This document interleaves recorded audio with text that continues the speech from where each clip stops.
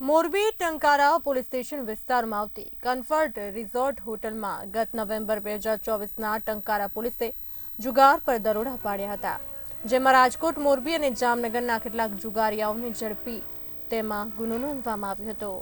જોકે આ ઘટનાના કેટલાક દિવસ બાદ પોલીસે લાખો રૂપિયાનો તોડ થયાની ઉચ્ચ કક્ષાએ ફરિયાદ થઈ હતી, જે બાદ એસએમસીના આઈજી નિર્લિપ્ત રાય અને તેમની ટીમ દ્વારા તપાસ કરી હતી તેમજ પોલીસ કર્મીની પૂછપરછ કરવામાં આવી હતી। બાદમાં પોલીસ ઇન્સ્પેક્ટર વાય.કે. ગોહિલ અને હેડ કોન્સ્ટેબલ મહિપતસિંહ સોલંકી સામે ગુનો નોંધવામાં આવ્યો હતો। આ ગુનો નોંધ્યા બાદથી બંને પોલીસ કર્મીઓ ફરાર હતા। આ ફરિયાદની તપાસ લીંબડીના ડીવાયએસપી તપાસ કરી રહ્યા છે।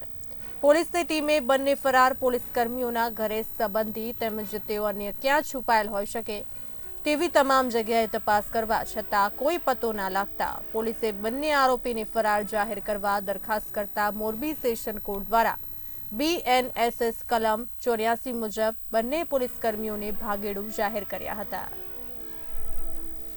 ડિસેમ્બર 2024માં મોરબી જિલ્લાના ટંકારા પોલીસ સ્ટેશનમાં એક ગુનો દાખલ કરવામાં આવેલો હતો।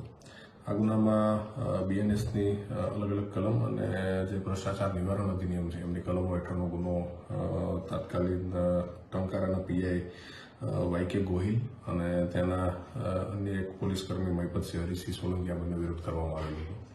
આ ગુનાના આધારે તપાસ જેમ જેમ આગળ વધતી ગઈ તો આરોપીઓની શોધખોળ કરવા માટે થઈને અલગ અલગ સ્ટેટ લેવલની ટીમો અને બીજી અન્ય લોકલ ટીમો દ્વારા પણ પૂરતા પ્રયત્ન કરવામાં આવેલા।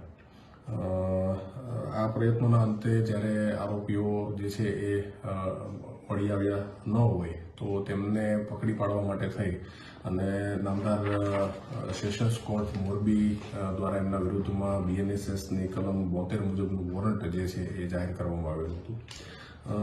આ વોરંટની બચાવણી માટે થઈને પણ અલગ અલગ એજન્સીઓ, લોકલ પોલીસ સ્ટેશન અને સ્ટેટ લેવલની અલગ અલગ ટીમો જે છે એમના દ્વારા પ્રયત્ન કરવામાં આવેલા હતા કે વહેલી તકે આરોપીઓને પકડી શકાય, પરંતુ કોઈ પણ કારણોસર આ બંને આરોપીઓ જે છે એ પોતે જાણકાર હોય અને પોલીસની પદ્ધતિથી જાણકારી ધરાવતા હોવાને લીધે આજ દિન સુધી જે છે તેમને પકડવામાં પોલીસ જે છે એમને કોઈ સફળતા મળી ન હતી, જેના અનુસંધાને ગત તારીખ 21/4/2025ના રોજ નામદાર સેશન્સ કોર્ટ મોરબી એમના વિરુદ્ધમાં BNSSની કલમ 84 મુજબનું જે ફરારીનું જાહેરનામું જે છે એ પ્રસિદ્ધ કરેલું છે। આ જાહેરનામામાં નામદાર કોર્ટ દ્વારા અમોને તપાસ કરનાર જે અધિકારી છે એમને 7 દિવસની જે છે એ મુદત આપવામાં આવી છે, જેના અનુસંધાને 7 દિવસની અંદર આ જાહેરનામાની પ્રસિદ્ધિ કરવાની છે અને જો 7 દિવસ પછી જે પણ પ્રસિદ્ધિ થાય એ પછી 30 દિવસનો સમય જે છે એ આ બંને આરોપીઓને આપવામાં આવેલો છે। આ 30 દિવસની અંદર જો બંને આરોપીઓ જે છે એ હાજર તપાસ કરનાર અધિકારી સમક્ષ ન થાય તો ત્યારબાદ તેમના વિરુદ્ધમાં જે પણ ઘટતી કાર્યવાહી, જેમાં એમની સંપત્તિને ટાંચમાં લેવાની જે પણ કાર્યવાહી છે એ કરવાની જે છે એ તજવીજ આગળની હાથ ધરવામાં આવશે।